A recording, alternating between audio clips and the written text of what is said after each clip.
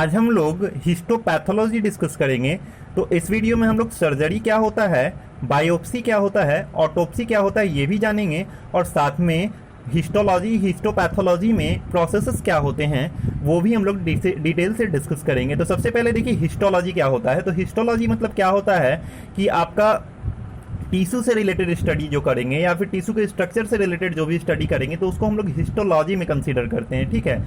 और हिस्टो जो स्ट्रक्चर होता है वो डायरेक्टली उसके फंक्शन से रिलेटेड होता है, तो इस कारण से हम लोग बोल सकते हैं कि हिस्टोलॉजी जो है आपका एनाटॉमी और फिजियोलॉजी से डायरेक्टली रिलेटेड है। एनाटॉमी फिजियोलॉजी आप लोग जानते हैं।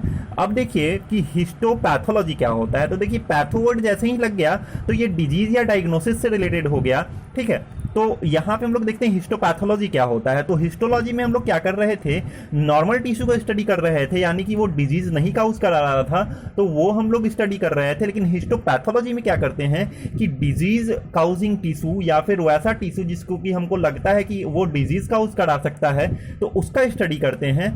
तो उसका स्टडी में हम लोग क्या करते हैं कि उससे रिलेटेड जो भी डिजीज है या फिर उसको इंटरप्रेट करते हैं या फिर उसका डायग्नोसिस करते हैं, ठीक है। वो कौन सा डिजीज काउज करा रहा है उसको हम लोग जानने का कोशिश करते हैं। तो यहाँ पे देखिए माइक्रोस्कोपिक एग्जामिनेशन से किया जाता है, ठीक है। और इसमें हम लोग टिश्यू ऑब्टेन कैसे कर सकते हैं, तो टिश्यू ऑब्टेन हम लोग कर सकते हैं किसके द्वारा, सर्जरी के द्वारा।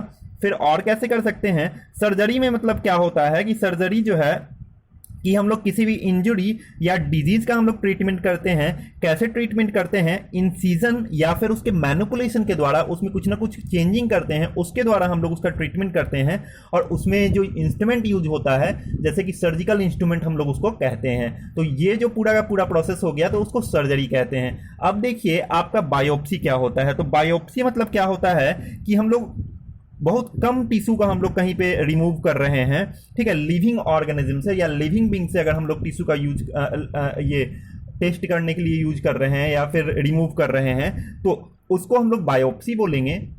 और ऑटोप्सी क्या होता है, तो ऑटोप्सी मतलब क्या होता है आपका, ऑटोप्सी मतलब होता है कि ऑटोप्सी मतलब होता है कि आपका जैसे लार्ज टिश्यू को रिमूव करते हैं तो लार्ज टिश्यू को रिमूव करते हैं कहाँ से, हम लोग डेड बॉडी से हम लोग रिमूव करते हैं लार्ज टिश्यू या ऑर्गन को। तो उस प्रोसेस को हम लोग क्या बोलते हैं, ऑटोप्सी बोलते हैं। तो ये देखिए पहला सर्जरी का डायग्राम है। दूसरा देखिए ये बायोप्सी है। इसमें जैसे कि लंग्स में कुछ ये क्या कहते हैं गांठ बन गया हो या फिर कुछ ना कुछ वो कैंसरस काउजिंग सेल वहां पे हो गया हो तो उसको हम लोग बायोप्सी के थ्रू रिमूव करेंगे और देखेंगे कि कौन सा वो सेल है या किस तरह का वो कैंसर काउज करा रहा है, ठीक है। या फिर देखिए ये देखिए ऑटोप्सी का इमेज है, इसको पोस्टमार्टम भी बोल सकते हैं। अब देखिए सर्जिकल टिश्यू एक्चुअली करता क्या है, होता क्या है, मतलब सर्जिकल टिश्यू का हम लोग क्या करना है। तो सर्जिकल टिश्यू का हम लोग क्या करना है कि जैसे ही हम लोग इस सर्जिकल टिश्यू को रिमूव किए, यानी कि हम लोग जो सर्जिकल टिश्यू को जैसे ही रिमूव किया जाता है तो उसको क्या किया जाता है कि तुरंत फिक्सेटिव में डाल दिया जाता है, ठीक है। तुरंत फिक्सेटिव में डाल दिए और उसको तुरंत लैब में भेज दिया जाता है जितना जल्दी पॉसिबल हो सके। अब लैब में चला गया तो क्या होगा कि यहाँ पे उसको प्रॉपर तरीके से क्या होगा कि प्रॉपर तरीके से उसका फिक्सेशन किया जाएगा, अगर वो प्रॉपर तरीके से फिक्सेशन नहीं किया गया है तो, ठीक है। तो ये चीज होता है। फिर देखिए आपका फ्रेश टिश्यू में क्या होता है, यानी कि बायोप्सी वाले टिश्यू में क्या होगा, तो बायोप्सी वाले टिश्यू में हम क्या करेंगे कि प्रॉपर पेनिट्रेशन ऑफ, देखिए आपका क्या होना चाहिए कि आप जो भी फिक्सेटिव यूज कर रहे हैं वो प्रॉपर्ली उसको पेनिट्रेट कर रहा है कि नहीं कर रहा है, ये हम लोग को इंश्योर करना पड़ेगा। और क्या है करना है हमको कि हम लोग जो ये यूज कर रहे हैं फिक्सेटिव वो सही फिक्सेटिव है नहीं है या नहीं वो हम लोग को देखना पड़ेगा, यानी कि राइट चॉइस ऑफ फिक्सेटिव आपको यूज करना है तो वो आपको इंश्योर करना पड़ेगा। ये हम लोग आगे डिस्कस कर लेंगे कि कौन सा टिश्यू में कौन सा फिक्सेटिव यूज किया जाता है। अब देखिए पोस्टमार्टम में क्या करते हैं, तो पोस्टमार्टम में क्या होता है कि बॉडी का रेफ्रिजरेशन किया जाता है। तो रेफ्रिजरेशन क्या करता है कि उसके जो अंदर से ऑटोलिसिस होगा या फिर डिग्रेडेशन होता है बॉडी का उसको रोक देता है। तो उससे क्या होता है कि हिस्टोलॉजी का प्रोसेसेस के लिए आपका स्टडी के लिए वो एक अच्छा काम हो जाता है। मतलब कि ये क्या करता है, ऑटोलिसिस रोक देता है या फिर बैक्टीरियल इन्फेक्शन रोक देगा उसका, तो आप अच्छा से प्रॉपर उसका स्टडी कर सकते हैं हिस्टोलॉजी का बिना डिग्रेड हुए उसके बॉडी को, ठीक है। अब देखिए क्या होता है कि इनएडिक्वेट पेनिट्रेशन ऑफ फिक्सेटिव अगर होगा तो ये मेन काउज है, किसका मेन काउज है, ये बैड रिजल्ट यानी कि जो गलत रिजल्ट आता है या फिर गड़बड़ रिजल्ट जो आता है तो उसका मेन काउज क्या है कि इनएडिक्वेट अमाउंट ऑफ या इनएडिक्वेट पेनिट्रेशन ऑफ फिक्सेटिव अगर हो रहा है तो वो फिर बैड रिजल्ट दे सकता है। तो देखिए एक बात होता है कि जो आपका फिक्सेटिव होता है 10 mm से ज्यादा टिश्यू को पेनिट्रेट नहीं कर सकता है, तो उस कारण से हम लोग क्या करते हैं कि ये सॉलिड ऑर्गन्स होते हैं, तो सॉलिड ऑर्गन्स को हम लोग क्या करते हैं कि 5 mm तक हम लोग उसको क्या करते हैं, स्लाइस करते हैं या फिर कट करते हैं। या फिर अगर हॉलो ऑर्गन है तो हॉलो ऑर्गन में हम लोग क्या करेंगे कि आपको उस ऑर्गन को ओपन आउट करेंगे और उसको फिक्सेटिव से क्या कर देंगे, फिल कर देंगे, ठीक है। अगर फिर लार्ज स्पेसिमेन है तो लार्ज स्पेसिमेन में हम लोग क्या करेंगे कि लार्ज स्पेसिमेन में उसको उसके वेसल्स के थ्रू हम लोग जो है फिक्सेटिव इंजेक्ट कर देंगे, या फिर क्या करेंगे अगर लंग्स है तो लंग्स में हम लोग ब्रोंकाई के थ्रू जो है उसमें फिक्सेटिव इंसर्ट कर देंगे। अब देखिए स्टेप्स ऑफ हिस्टोपैथोलॉजी क्या होता है, तो सबसे पहला फिक्सेशन होता है, उसके बाद डिहाइड्रेशन, उसके बाद क्लियरिंग, उसके बाद इनफिल्ट्रेशन, उसके बाद इम्बेडिंग, उसके बाद सेक्शन कटिंग, उसके बाद स्टेनिंग, उसके बाद माउंटिंग, और ये सब के बाद क्या होता है, ये सब के बाद होगा आपका माइक्रोस्कोपी। तो माइक्रोस्कोपी एट लास्ट आप लोग कर सकते हैं। और देखिए फिक्सेशन क्या होता है, तो फिक्सेशन का अगर हम लोग डिस्कस करें तो ये फिक्सेशन मतलब क्या होता है कि ये क्या कराता है, ऑटोलिसिस या डीकम्पोजिशन को क्या करता है, रोकता है फिक्सेशन। तो ऑटोलिसिस मतलब आप समझ रहे हैं ऑटोलिसिस क्यों होता है, क्योंकि ये किसके कारण से हो सकता है, या तो बैक्टीरिया के कारण से हो सकता है या किसके कारण से हो सकता है, ऑस्मोटिक चेंज के कारण से हो सकता है।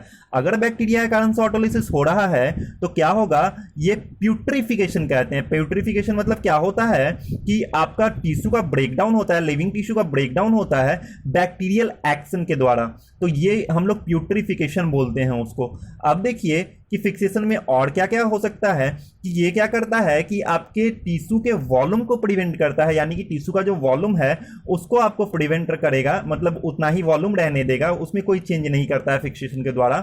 और क्या होता है कि एक्सेस हार्डनेस को ये क्या करता है, अवॉइड करता है टिश्यू का, ठीक है। और ये क्या करता है कि फिक्सेशन से क्या फायदा होता है कि टिश्यू को ओरिजिनल फॉर्म में रखने का कोशिश करता है, जिस फॉर्म में टिश्यू है तो उसी फॉर्म में ये रखने का उसको कोशिश करेगा।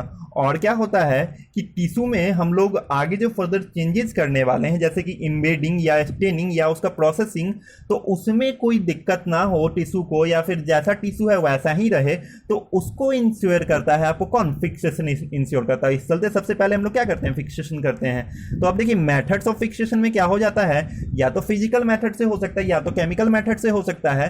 फिजिकल मेथड की हम लोग बात करें तो इसमें हीटिंग हो सकता है, या हीटिंग में क्या क्या हो सकता है, जैसे कि सेल स्मीयर हो गया, ठीक है, या फिर आपका जैसे कि सेल स्मीयर में आप कोई भी ब्लड स्मीयर बनाते, जैसे आप स्टेनिंग करते हैं, बैक्टीरिया का स्टेनिंग करते हैं, ठीक है, या स्मीयर बैक्टीरियल स्मीयर बनाते हैं तो उसको क्या करते हैं, हीट फिक्स करते हैं कोई स्मीयर को, तो वही आपका हीटिंग हो गया, वहाँ पे हम लोग फिक्सेशन करते हैं, ठीक है। या फिर हम लोग ये एक्सिलरेट, केमिकल फिक्सेशन में भी हम लोग एक्सिलरेट कर सकते हैं फिर, ठीक है। या फिर कैसे हो सकता है, माइक्रोवेव के द्वारा हो सकता है। तो माइक्रोवेव के द्वारा दो प्रोसेस है, प्राइमरी माइक्रोवेव स्टेबलाइजेशन या फिर माइक्रोवेव एसिड फिक्सेशन, ठीक है। फिर तीसरा प्रोसेस क्या है कि आपका फ्रीजिंग। फ्रीजिंग में क्या होता है, ये आपको मेनली जो वैसे एंटीजन या वैसे कंपाउंड्स जो सेल में होते हैं जैसे कि डीएनए वगैरह हो गया, जो कि आपको केमिकल रिएजेंट या फिर केमिकल मेथड को सह नहीं पाएगा, तो उसके कारण से हम लोग क्या करते हैं, उसका फ्रीजिंग करते हैं। तो ये आपको मेनली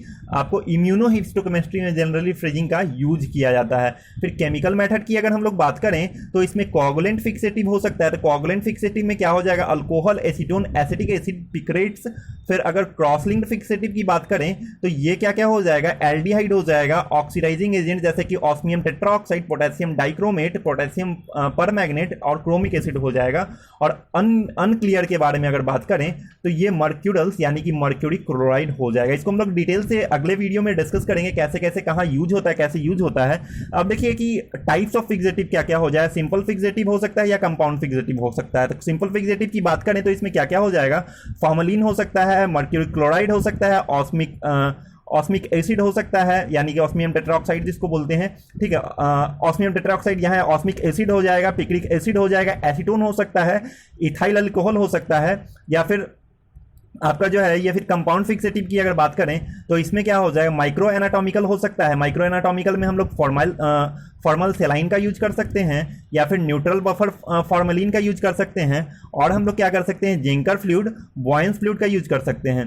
साइटोलॉजिकल की बात करें तो इसमें न्यूक्लियर हो सकता है और साइटोप्लाज्मिक हो सकता है। अगर न्यूक्लियर की बात करें तो कॉर्निस फ्लूइड जो है हम लोग न्यूक्लियर में हम लोग कंसीडर करते हैं, और चैंपिस फ्लूइड जो है हम लोग साइटोप्लाज्मिक में कंसीडर करते हैं, ठीक है। और हिस्टोकेमिकल की बात करें तो यहाँ पे कोल्ड एसीटोन का हम लोग जो है हिस्टोकेमिकल में हम लोग रखते हैं। तो इन सब को टाइप ऑफ फिक्सेटिव और मेथड्स ऑफ फिक्सेटिव को हम लोग अगले लेक्चर में डिटेल से डिस्कस कर लेंगे, और उसमें कौन कौन सा फिक्सेटिव कहाँ पे यूज होता है, जैसे कि टेस्टिस के लिए कौन सा फिक्सेटिव यूज होगा, ब्रेन के लिए कौन सा फिक्सेटिव यूज होगा, फिर ओवरी के लिए कौन सा फिक्सेटिव यूज होगा, जीआईटी के लिए कौन सा यूज होता है, ठीक है, रीनल के लिए कौन सा यूज होता है, ठीक है। तो अलग से हम लोग डिस्कस कर लेंगे उसको पूरा डिटेल से। Thank you.